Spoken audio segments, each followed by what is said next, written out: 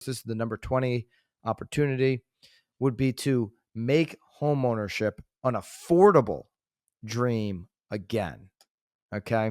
Make homeownership an affordable dream again. Maybe we could get a red and white hat that says that, make some merch out of that. That's pretty good there.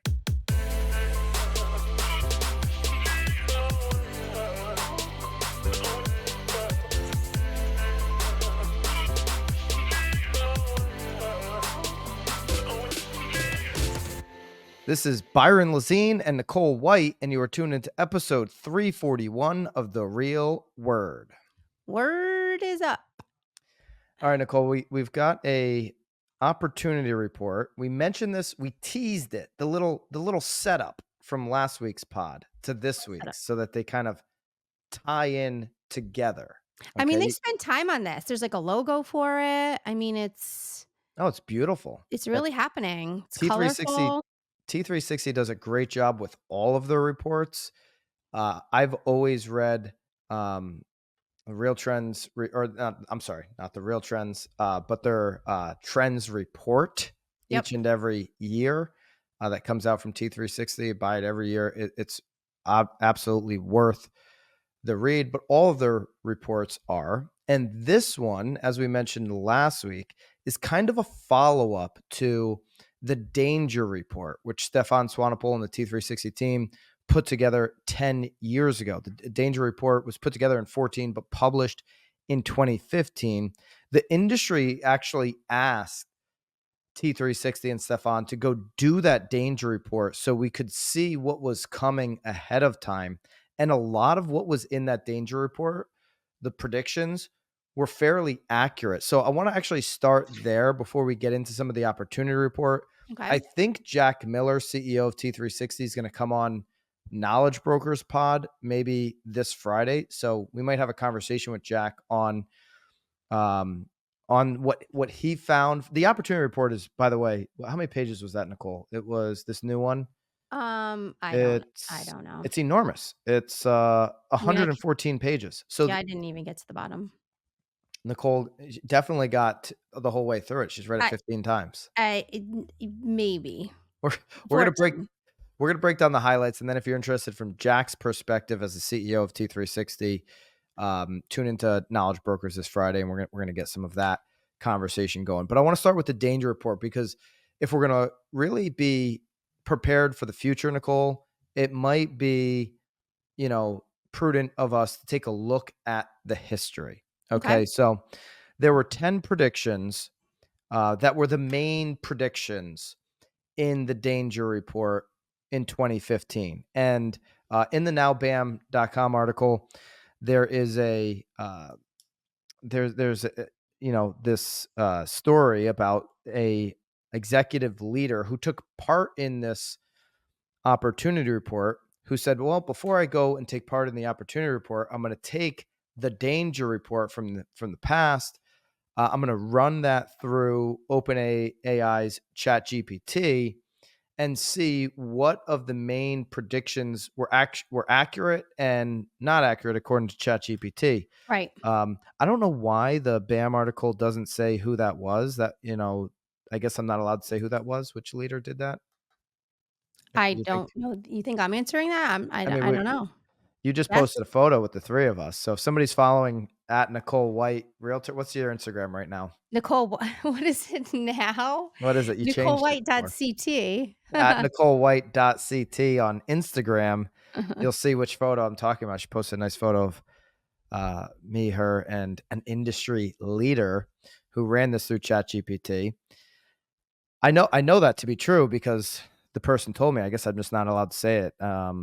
For whatever reason. You got me in trouble. Thanks. There you go. You can do a scavenger hunt on Nicole's IG and figure out who ran this through ChatGPT, the D.A.N.G.E.R report. Anyways, here were the 10 predictions from the 2015 D.A.N.G.E.R report and their accuracy scores.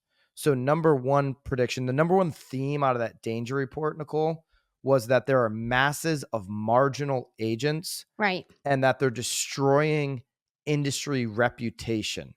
ChatGPT scored that an accuracy level of 85%. If you think from 2015, you've been in business that entire stretch before 2015 as well, but if you think about 2015 to today, has masses of marginal agents Well, at an and it's 85% accuracy level destroyed right. industry reputation? Yeah. Well, and again, what's so interesting too is that they didn't even obviously no one did know that a pandemic was gonna be happening either. So I think the amount even got, like, Well, The Simpsons knew, escalated but because of that.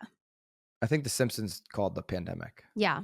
I think The So Simpsons called a lot of things, you so think the marginal agent, and this is a theory a lot of people have, right? But so you're on the side that the pandemic kind of really ignited it? ignited marginal agents, or made it Well, I really mean, there's been marginal let's be honest. I mean, most of the individuals that got into real estate historically, were stay-at-home moms, right?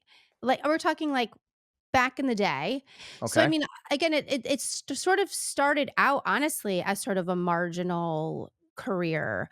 But no, I do think that Marginal meaning like not a full-time career, but more Cor more of a yeah, they more were of a but and all they needed to do was sell, 2 or 3, like, yeah, it's not like they were trying to make millions and surpass their husbands. Again, I'm being, very, like, man, woman role here, but again, that was traditionally how I think how most of, real estate agents got into the business back in the day.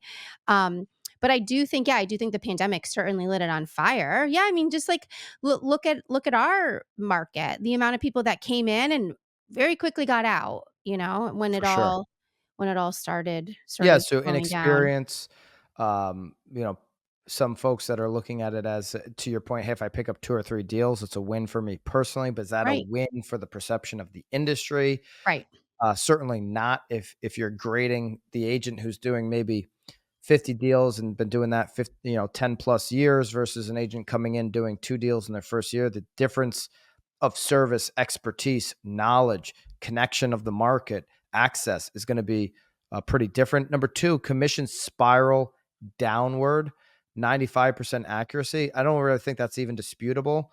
Whether you look at the fact that commissions over the last 10 years wake up for everybody on the plaintiffs, the commissions have been negotiable the entire 10 years, which is why they have moved down.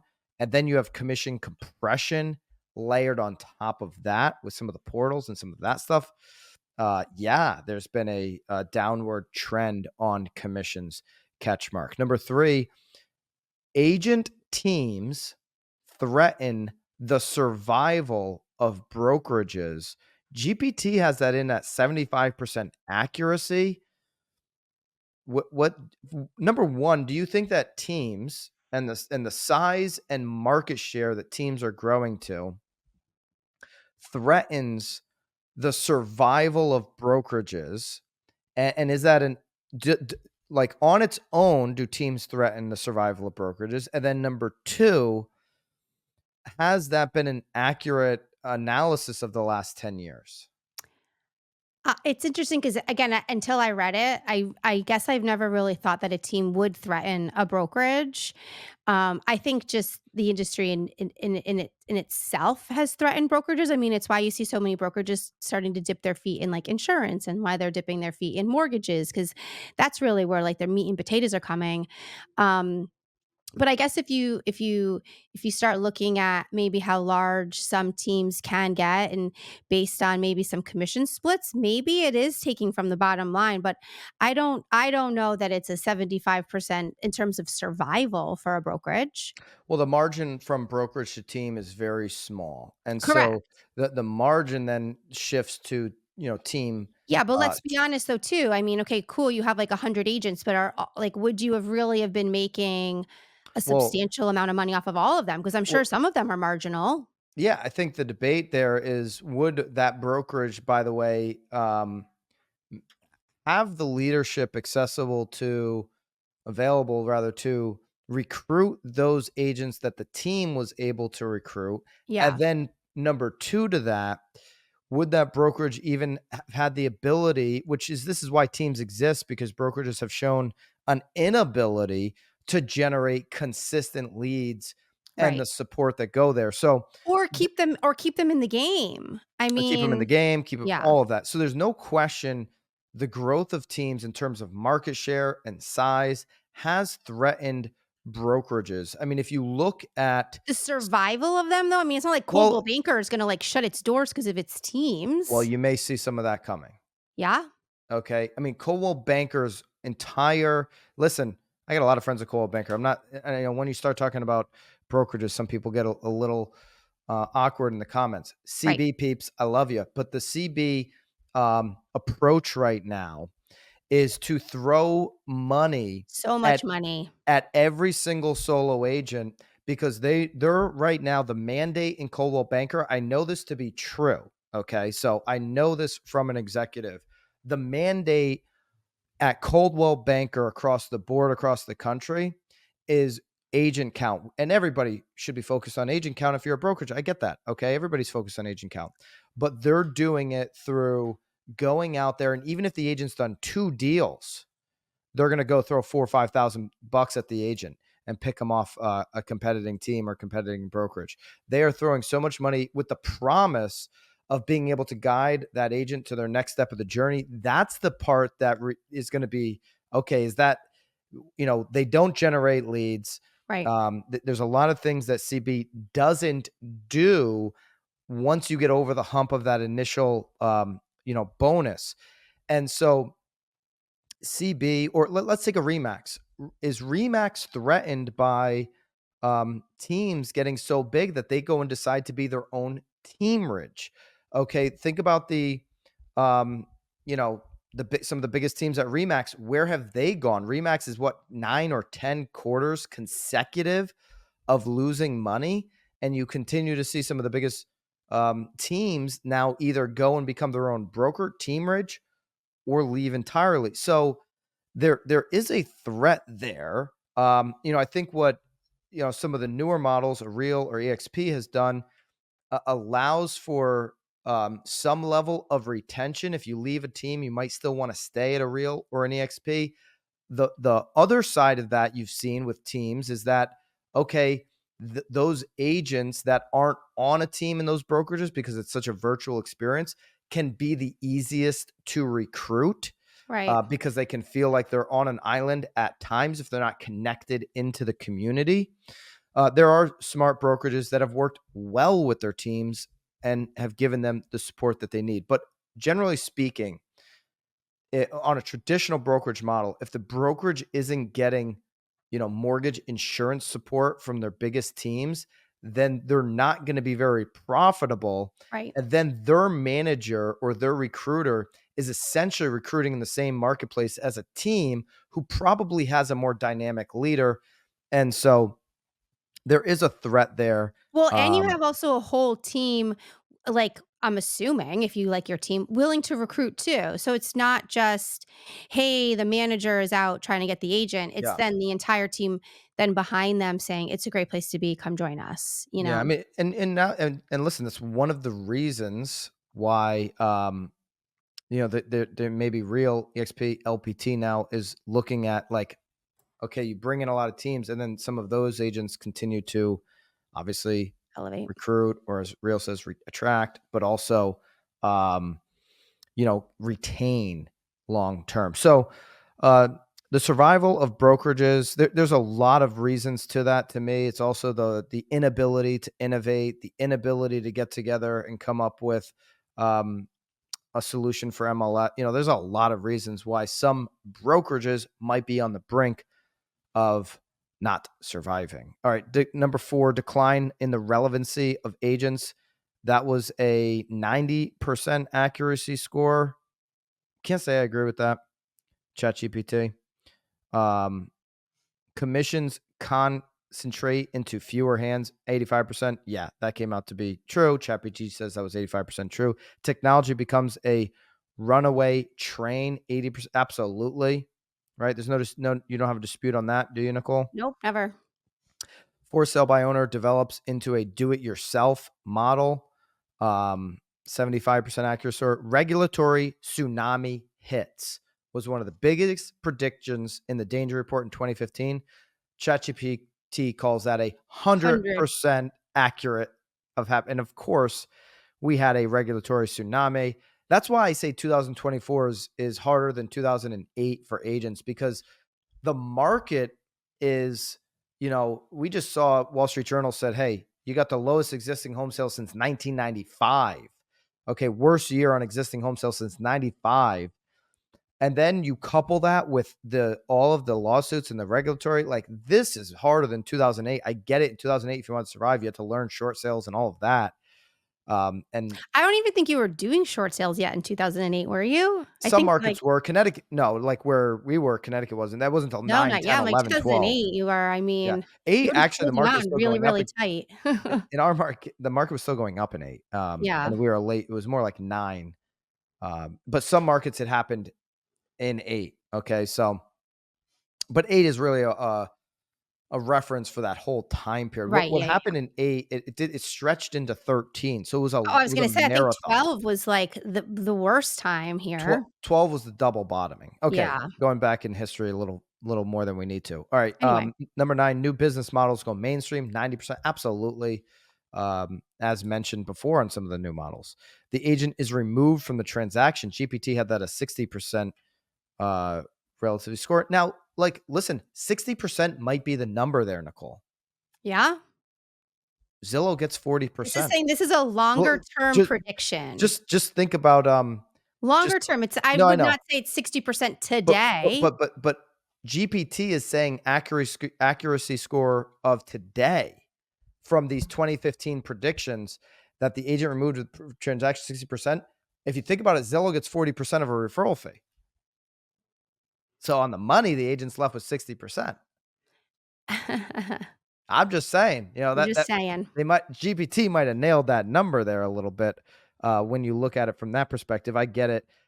Zillow only has their hand in 3% of deals. They're trying to get to 6. Totally different discussion. Now let's get into this opportunity report, Nicole. You and I here. We're gonna do an assist to another pod that I'm on. All right, like we're gonna kind of Isn't that all we hand the ever do? we're gonna no, it's not a what kind of comment is that? What are you insane? This is the longest running pod in real estate, I think.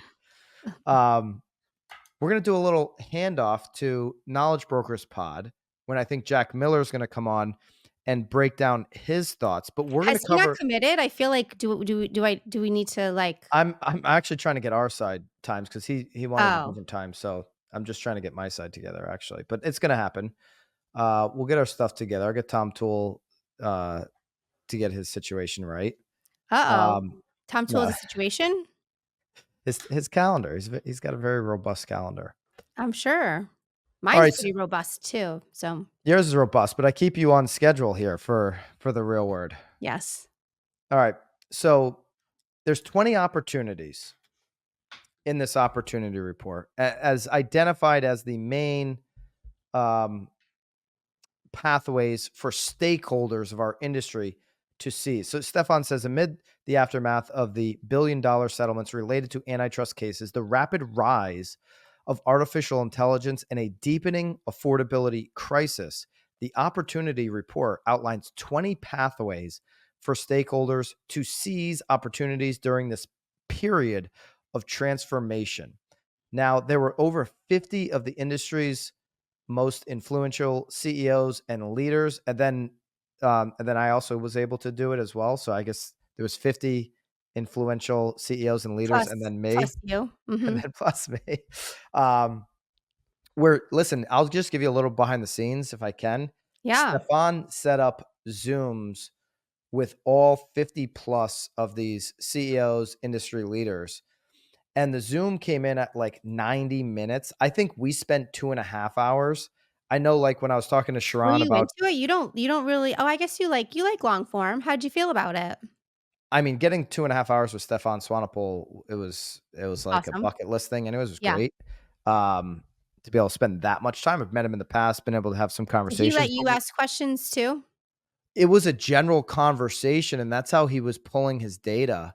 He recorded the whole thing. I Yeah. think Sharon said his was about the same length. So, like, if you ask, it's like people were doing 2.5 hours.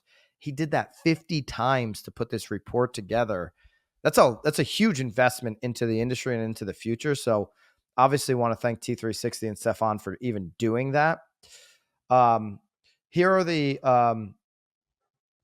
the 20 key opportunities in today's uh, industry to guide real estate professionals through the future. There are 4 groups that these 20 opportunities are broken into, Nicole. Yep. Brokers and agents being Yep. one group, organized real estate. So NAR would be in that group, right? State regulatory agencies, and then key stakeholders. Okay, so you could probably put tech I and all like that that stuff. the BAM article broke it all down and made a list. I do best Yeah, at lists. Yeah. number 20 to me is going to be the most important thing. If somebody can solve, we'll get to that obviously when we get to number 20. But the opportunities, there's 9 opportunities for real estate brokers and agents. So if you're a broker, agent, team leader, here you go. Here are the 9 opportunities for you. If Nicole, do you have that list in front of you? If you want to go through those I 9 do. for, You want me to do the first 9? yeah, go for it. Are we just listing them? Yeah, listen, and then we'll pull out a couple and give our thoughts All on right. them. So the first one is decouple buyer and seller agents compensation. 2, establish best practices for buyer services. I mean, he goes pretty in depth on these. Like there's pages in this article on each of these. Um, yeah, number 3, enhance credibility with the consumer. 4, elevate agents, a new perspective on their role. 5, digitize the real estate transaction with AI. 6, thrive amid commission compression. 7, reinvent the brokerage model for a new era. 8, harness the power of mergers. And 9, maximize the strength of teams. Okay, so everything besides 7, 8, and 9, which is talking about a brokerage model Yep. or how teams have overwhelmingly in the last 10 years, what we covered that they've won. The strength of teams isn't going anywhere. Harness the power of mergers. All of those are like business model Right. discussions. Let's take those out. Those are always going to be obviously relevant. The best model is going to attract the most agents, market share, all of that. 1 through 6 to me, decoupling, establishing best practices, enhancing credibility, elevating agents, digitizing your work and Yep. how you're going to be able to, you know, He's your actually giving you solutions to the danger. yeah, Yeah. thrive amid commission. All of that stuff, those 6 speak to what the biggest concern was 10 years ago, the marginal agent. The Right. marginal agent isn't going to be able to navigate decoupling buyer and seller agent compensation. What we've seen is your best negotiators don't have an issue saying, hey, everything is a negotiation, everything is marketing and branding. They're presenting the house as is. That's marketing and branding. Right. They're saying that the seller is offering XYZ commission. That's just marketing. That's just the start of a negotiation. It means nothing. All of this stuff means nothing. It's what you come back with in your deal in Right. writing when you start offer, counter offer, rejection scenarios. That's what matters is how strong are you at taking in the data, what the market is saying, what the supply and demand is, what the agent and the seller is saying if you're on the buy side about what they're presenting in their initial offer. Their listing is their initial offer, Right. right? There's a company Andrew Wild's a part of now. I think it's called I don't want to misquote it. He's been texting me about it, and I'm very excited, Andrew, to learn more about it. So, some people know about it. I'm going to find it right now. Andrew Wild, formerly Zillow, Final Offer. Pitt actually locally is using Final Offer. Yeah, I Okay, mean, so people are having a hard time with that, but people yeah, are having a hard time wrapping their mind I around what a know. How negotiation means. dare you make me But Final Offer has a button where you can buy it now. So now. like really, if somebody were to make a listing public, like Final Offer's doing, and say, here are all the terms, you can buy it now, right? That is the first offer. And you accept all terms that they've outlined, then you don't have counteroffer rejection. But everything that's online, everything that's written up, we will not do negotiations for inspection. Then you get 10,000 more than you expected and you negotiate 5,000, you're up 5,000. Of course, you'll negotiate inspections, you idiot. Right, Okay, what are you emotional or are you practical? right, When you're practical, when you're looking at this with common sense perspective, Everything is a negotiation. And those 6 opportunities speak to that. The agents who are the most educated, the most prepared, who can actually close the knowledge gap between them and consumers are going to be able to elevate, are going to be able to enhance, are going to have no problem with decoupling buyer and seller compensation. Hey, cool. They're not offering anything, or they're not allowed to offer anything, or we don't even know what they're offering. We're putting everything into our offer that we need from the buyer perspective to close the deal anyway. So it's Right. irrelevant what that offer is. All right. Then there was, I guess, 9 more opportunities for organized real estate. So think future of, local boards, MLS, NAR. Like, what are the opportunities there to reimagine what organized real estate looks like? There was 9 that were identified in this report. Nicole, what were those? All right, so 10, drive market transparency, the clear cooperation path forward. 11, separate MLS organizations from realtor associations. Separate, sorry. 12, cultivate the future of real estate with a modern new professional. These are big words. I mean, he might have chat GPT these too. 13, maximizing value through consolidated MLSs. 14, rebuilding trust, a strategy to re engage NAR members. 15, evolving beyond the three-way agreement. 16, realtor associations must streamline and unite. 17, reimagine what realtor association leadership means. And then 18, prioritize advocacy as NAR's central mission, And as Rob Hahn suggested on BAM Mania. Yeah. oh, there you go. A little plug for Sorry. Bear Sorry. Mania. There you go. I mean, I'm sure that's not in the Swanepoel article, but It wasn't, but it was in the BAM article. All right. yes. So number 15, evolving beyond the three-way agreement, the tie-in agreement, where you only get MLS if you're local board, you only get local board if you're NAR. Like, if that's the only value to joining all three, yeah, there needs to be an evolution to that. Okay. If you like, what's the point of joining the local board if they're not bringing advocacy, or they're not bringing anything that helps and enhances your business? Like, NAR takes care of that national advocacy. There's still a very important role there for NAR. By the way, Nicole, I'm going to be popping in to NAR in Boston next Friday. Well, that's Do fun. you think I'll be welcomed? Of course. Of course. Of course. Why not? Why not? I think it's important for them to hear all sides so that they can, like, navigate properly, you Yeah. know? Maybe I some are mean, surprised that I'm going to be showing up, but stay tuned. did they There'll be invite you or did you request no, request a showing? Did you put in a somebody showing?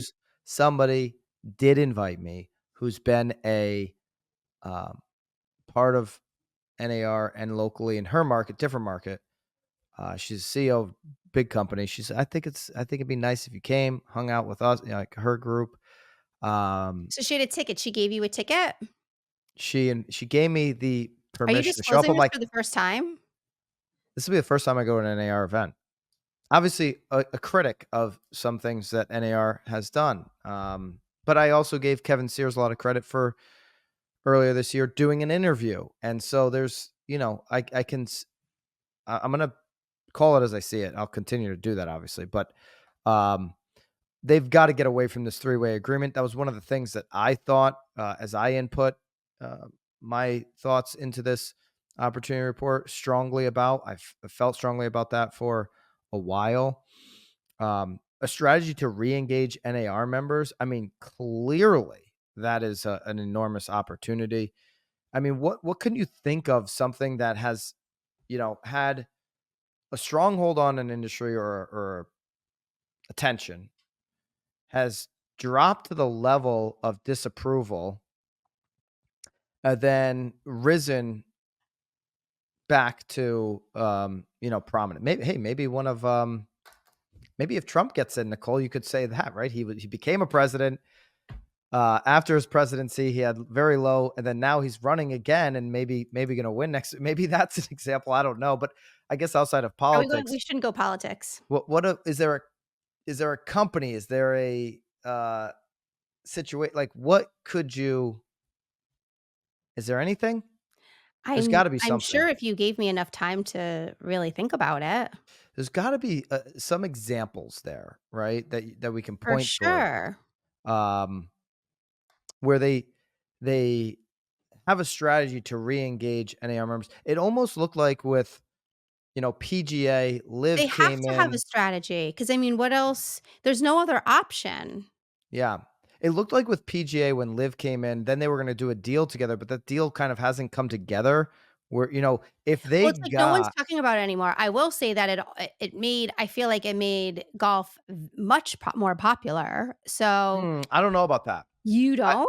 not from a PGA I'm perspective. maybe not, I'm just saying PGA I all of a sudden am interested. I'm not look, an like, I was never I went to the friggin' golf tour I've never gone to a you're golf tournament. aware, like, that's more like, "Hey, consumers are now aware of this mess that we're Yeah, in with NAR." My point is the people who are in it, like, that watch PGA, it's hard to watch a regular PGA event yeah, because a lot of those guys, unless it's a major where they're all together. So really the re-engaging of all fans was supposed to be having Live and PGA start competing against each other. That hasn't happened. So if you re-engage all NAR members, like, what's that thing that could pull all of them potentially together. together? Yeah. Um, the clear cooperation that needs to get cleared up in the next 12 months, if not sooner. Like, there needs to be a resolution to that. I think it's pretty easy to just amend it, make it. I mean, so that I know there's strong voices that want to do away with it altogether, but I think an amendment, move forward, is going to be fine. Now there, so that's the bucket of organized real estate. Um, Opportunity for state regulatory agencies. Okay, there's what are the opportunity for these DCPs and the Department of Consumer Protection is by the way in our state tried to stop teams going back to teams gaining power. Most of the time, these state regulatory agencies are clueless and are Well, they certainly are incompetent not and get in the making being a way. team fun though either. Yeah. But what is the opportunity? And this is something that I do think instead of putting a tax, and you've seen this in other states, putting a tax on teams because brokers whined like little babies to the DCP that these brokerages are, or these teams are getting too big and they're seen as brokerages. Instead of putting a tax that you don't put on brokerages on teams or other examples like that, or just basically stealing money, these state regulatory agencies, what would be an opportunity for them, Nicole, outlined in this opportunity report? I haven't read it yet. Well, no, here's the opportunity. Right? You just it's right in front of you, I think. It's not, I'm just reading And the list. okay, the on the list here would be to enhance professionalism with strong licensing requirements. So that's the opportunity for these regulatory agencies. Going back to the danger report 10 Are you years thinking ago, like they should go to school? Like, this is like you strong have strong licensing requirements means, hey, 60 hours, 45 hours, 70 ain't hours, whatever it enough? is in your state might not be enough. Okay, $500 to get your license in a class might not be enough. Okay, maybe it's a higher cost, and the brokerage can now maybe do a scholarship for some people, but they're not going to do a scholarship for everybody. They're not going to play the Right. headcount game, Yeah. and so professionalism goes up when you have a stronger barrier to entry. Okay, so strong licensing requirements. Well, I'd love to know in the comments because that's been a debate forever. You for or against that? And there could be levels of licensing. Hey, maybe you have a license that gets you access to the MLS so you can do your flips, but maybe the level to be able to serve the public on their buy and sell is different than some flipper who wants to scroll the MLS. Okay, Right. like that's a different use of a license. So, there might be some differences there. And then Hmm. the fourth bucket, which is the opportunity for key stakeholders. This is the number 20 opportunity would be to make homeownership an affordable dream again. Okay. Make homeownership an affordable dream again. Maybe we could get a red and white hat that says that, make some merch out of that. That's pretty good there. Make That's pretty, homeownership affordable again? make homeownership affordable Affordable again. again. Um, There is actually I just got an email 'cause within our town, there is an affordability meeting within the whole like a town meeting when's in that? November. It's in Oh, November. November. Am I gonna be Yeah. there? What's that? What's the date? Am I gonna be well, tell me after. I'll Maybe tell I'll you go. after. You should Yeah, go. absolutely. This is something everybody should get involved with because Yeah, I it mean, especially is if you don't know what your town is doing or, like, what are your rules within the yeah, town to help that? I think it's huge to be it's there. it's the biggest opportunity anybody, um, can try to tackle, and so, I would encourage you guys to get involved. I know Damian Eales, Realtor.com CEO, is really passionate about this topic. So many in the industry are passionate about this topic, but it's really gonna be once we get over this transition period that we're in, the messy middle, it's gonna, have to become the number one objective for all real estate industry people. Yeah, Andy Florence said that the danger report or the opportunity report, just like the danger report, is a valuable asset for navigating these future changes. So we'll put the BAM article down below, which will give you a place to download the danger report in its entirety. The opportunity report, opportunity report, yep. which is a follow up from the danger. It's 114 pages. I encourage you to go through it. I'd encourage you to also, if you're not subscribed yet, go over and subscribe to at Knowledge Brokers Podcast, because we're going to go even further on this with Jack Miller, the CEO of T360. And then if you even want to go further than that, obviously read the 114 pages. There's so much here. Nicole and I couldn't cover, we'd be here for 4 hours Forever. if we tried to cover every part of it. We tried to give the overview. Again, Knowledge Brokers is Friday. We're going to cover even more of it. You'll get Tom Toole's perspective, the CEO, again, Jack Miller of T360, who put the report together. We'll put the link down below so you can download this, so you can start thinking about some of these opportunities for your own business, for your own team, your own brokerage, whatever the case may be. And there you go, Nicole. That is I the think it's pod good for this stuff. week. I'll see you next week. We'll be in person next week, I I love it. believe.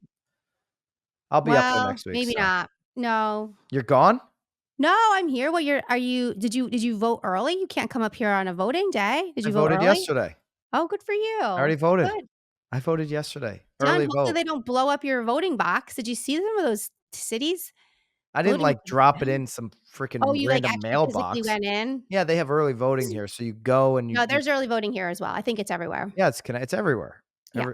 Everywhere where there's civilization, I believe. But Yes. at this I'll head over point, and do that today. like why I went and it was so easy. It was like no, not a very No line? no line. Yeah. It's like, why hasn't this been going on forever? Like, what's I the whole know. point of one day? Right. Doesn't that seem At silly least there's, now? like, a deadline. Now we know that at least it's done by Tuesday. No, I agree with you 100%. Yeah, you gotta have a deadline, but if if you wait till the last minute, you should have to wait in line. But like, man, going They're even there, open on Sundays, like Saturday, Sunday, every day yeah, I'm until driving. Tuesday. I just happen to be driving by from. I'm like, oh, just stop in I'll go here, vote. check my Good. ID. They Yeah. have Good. me Well, sign the I thing, and I always like vote. you next to me better than through the screen, Seems so very easy. Yes, we'll be together next week, which will actually be next week's pod will be election day. So there you go. There's that. it will be. All right, I'll see you guys then. Keep it real. See you guys. August 17th approaching, it is more important than ever for agents to keep their clients, not just for the transaction, but for life. So I believe so much in what Reminder Media is doing. They're creating content that allows you to stay in front of your sphere of influence, the clients that you've transacted with in the past, so that they think of you first when they have a referral, when they have another transaction. A lot of people send a just sold or a just closed realtor talk mail. Reminder Media supports agents like Nicole, my co-host on The Real Word, in building out an authentic magazine where you can advertise your own properties. Here's an example of our award-winning luxury new development that we have in Connecticut.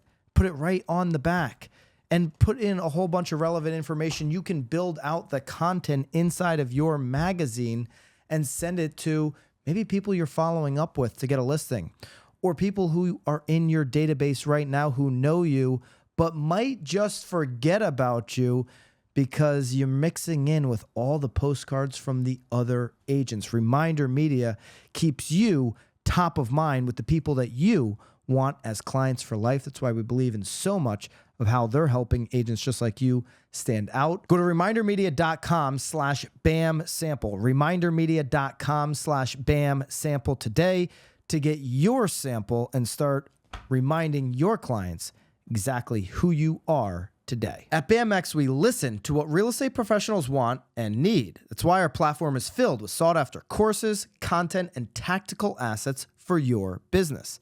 And that's why we launched BAMX in a box with templates and scripts done for you, delivered each Friday. The best part?